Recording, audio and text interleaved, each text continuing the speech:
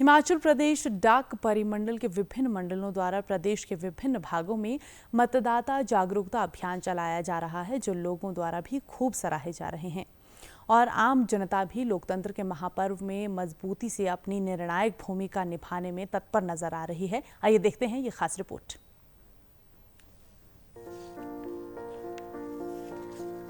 भारतीय डाक भारतीय नागरिकों में अपनी विश्वसनीयता लिए है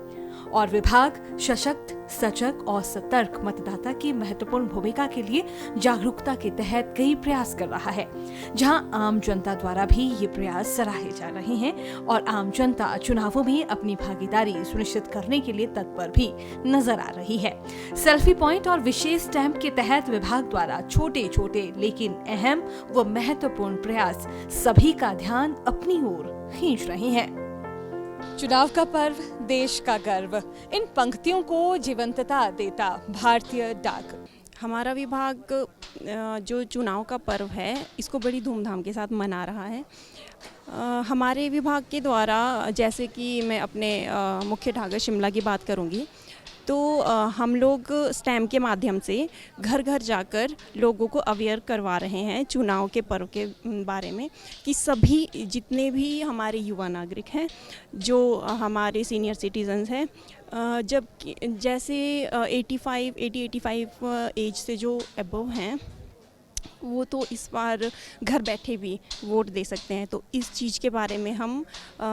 सभी को घर घर जाकर बता रहे हैं कि किस तरह से आपने वोट देनी है और एक एक इंडिविजुअल ने अपना वोट ज़रूर देना है, क्योंकि हमारा ये कर्तव्य भी है अपने देश के प्रति। तो कल भी जैसे मैं डाक कहीं दे रही थी तो उन लोगों ने मुझसे पूछा कि ये स्टैम्प क्या है, तो उस बारे में मैंने बताया कि चुनाव का पर्व, देश का गर्व, ये हम एक पर्व मना रहे हैं, ये पूरे देश भर में मनाया जा रहा है।